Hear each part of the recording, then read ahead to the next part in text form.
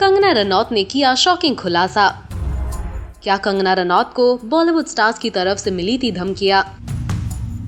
कंगना ने खुद को क्यों किया सुशांत सिंह राजपूत से कंपेयर? क्या सुशांत की तरह बॉलीवुड में पने कैंप्स ने कंगना को भी किया था ड्रास्टिक स्टेप लेने को मजबूर? क्या कंगना की शादी तक रुकवा दी गई थी? आखिर क्या है ये पूरा मामला, आइए जानते हैं। सुशांत सिंह राजपूत के जाने के बाद कंगना रनौत ने एक स्ट्रॉन्ग स्टैंड लिया अगेंस्ट नेपोटिज्म और कहा कि सुशांत को उनके टैलेंट का क्रेडिट नहीं दिया गया था।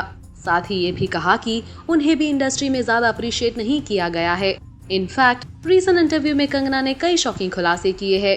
महेश भट्ट और मुकेश भट्ट को स्लैम करने के बाद अब कंगना ने एक बार फिर अपने गुस्से को किया जाहिर और अपने स्ट्रगल को सुशांत के स्ट्रगल के साथ किया कंपेयर।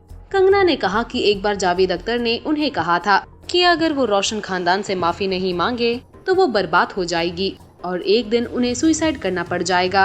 और इसी सिचुएशन को सुशांत के सिचुएशन के साथ कंपेयर करते हुए कंगना ने कहा, क्या वहाँ लोग सुशांत को बुला रहे थे? क्या ऐसे लोग उसके दिमाग में इस तरह के विचार डाल रहे थे? मुझे कुछ पता नहीं है, लेकिन जाहिर है वो इसी तरह की सिचुएशन में था। अपने इंटरव्यू में उसने कहा था कि भाई भतीजावाद टैलेंट के साथ मौजूद नहीं हो सकते क्योंकि वो सही टैलेंट को सामने नहीं आने देते।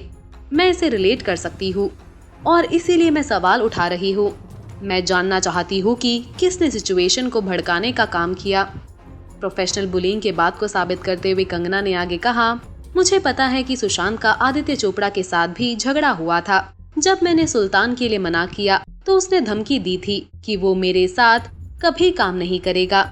तभी से इंडस्ट्री मेरे खिलाफ एकजुट होना शुरू हुई। मुझे याद है कि कई बार मैं अकेला महसूस करती थी और सोचती थी मेरा क्या होगा।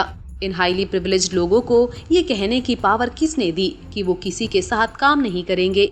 ये आपकी पसंद है कि आप किसी के साथ काम करना चाहते हैं या नहीं, लेकिन गिरोह बनाकर दुनिया में इसका ऐलान क्यों करना? इन प्रिविलेज्ड लोगों से पूछताछ करने की आवश्यकता है।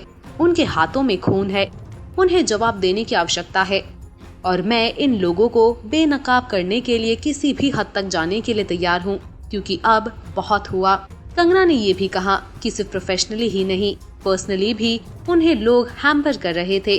वो चीजों को लेकर ये लोग बहुत इनसिक्योर है। उन्होंने मेरे साथ जो किया, इसके बावजूद एक लड़का था जो मुझसे शादी करना चाहता था, लेकिन उसने खुद को दूर कर लिया। इन सब लोगों ने ये सुनिश्चित किया कि वो भाग जाए। मेरे करियर के बारे में कोई निश्चितता नहीं होने के कारण मेरी लव लाइफ पूरी तरह से खराब हो गई है। मेरे खिलाफ 6 कोर्ट केस है, फिर भी वो मुझे जेल में डालने की कोशिश कर रहे हैं। उन्होंने आगे कहा, मैं एक अलग व्यक्ति हूँ, मैं बहुत एक्सपेंसिव हूँ। मैं वहाँ गई और मैंने सब बाहर निकाल दिया। सुशांत उस तरह का व्यक्ति नहीं था, उसने सब अपने अंदर बंद कर लिया था। मीडिया ने भी इसमें एक महत्वपूर्ण भूमिका निभाई है।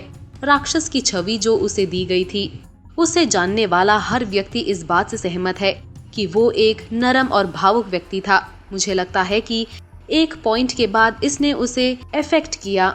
मैं इसे समझ सकती हूँ क्योंकि यहाँ तक कि मुझे एक चुड़ैल और एक शिकारी के रूप में दिखाया गया था।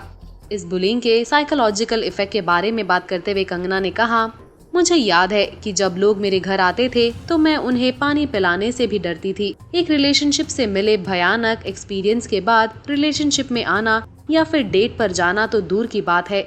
मैं केवल कल्पना कर सकती हूँ कि मणिकर्णिका के दौरान भी इन लोगों ने मेरे साथ क्या किया, लेकिन शायद वो बाहर निकालने में सक्षम नहीं था। वास्तव में ऐसे घटिया शोज में जहाँ लगातार उसका मजाक उड़ाया जाता था, जहाँ उसे किल करने की बातें होती थी और लीस्ट एफिशिएंट बताया जाता था, उसकी फिल्मों ने गली बॉय की तुलना में अधिक व्यवसाय किया है। सलमान खान जैसे लोगों ने कहा कि सुशांत सिंह राजपूत कौन है। MS Dhoni the untold story के बाद हर कोई जानता था कि सुशांत कौन थे। हमें इन्हें रोकने की जरूरत है। इन सब बयानों से कंगना ने करण जौहर, सलमान खान, जावेद अख्तर जैसे कई लोगों को निशाने पर लिया है। काफी शॉकिंग बातें कही है कंगना ने। आपका क्या कहना है इन शॉकिंग बातों के बारे में? हमें कमेंट सेक्शन में बताना ना भूले।